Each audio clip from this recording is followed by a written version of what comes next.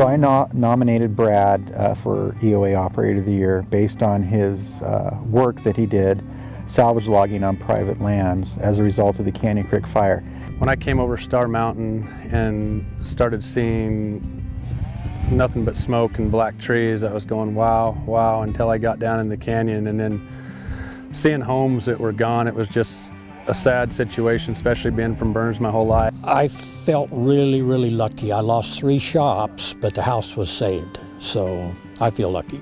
A lot of these landowners, after the Canyon Creek fire, there was a big rush on logging. People wanted to get the logging done as soon as possible, and so some of these smaller parcels, say 20 to 40 acres, some of the larger operators weren't interested in taking those smaller jobs. And so that's when Brad came into play, and he started taking these smaller jobs for these smaller landowners when no one else would.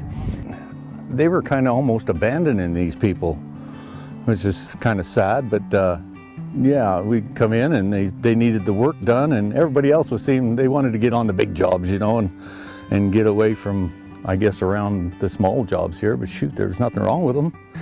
And so we came over and helped them, and through word of mouth, we did that job, and we went from one job and we did, I believe it was 13 or 14 different landowners out of 22. I really enjoyed them coming up, and I just waited for them to come up every day. And in fact, he would call and say, is it wet, is it raining? I'd say yes or no. I said, come on down. And so that was one thing that kept it less impact on the land. These were not easy jobs. These were very challenging logging jobs, mainly based on topography. And there was a lot of people that were closely watching the logging that was happening on private property. But Brad, you know, he accomplished his logging in a way that, you know, there has not been any severe erosion. There's been no sediment delivery. He spent extra time on his rehab work to prevent erosion, and he just did an outstanding job. Well, this one, for an example, this is the Berry Creek Ranch. We came in here to some of the steepest ground. This ground's a lot like West Side ground, and we did it with machines, skidders. Very steep, very challenging, rocky. Other places that we did, we logged a lot around where home sites were, and you know, as everybody knows, it's not a lot of access around a home site, and to not tear up springs, not to tear up spring boxes, power lines. We did some jobs where the power lines were hot, and we did it right beside them, and just used all our forest practice acts to be safe about it.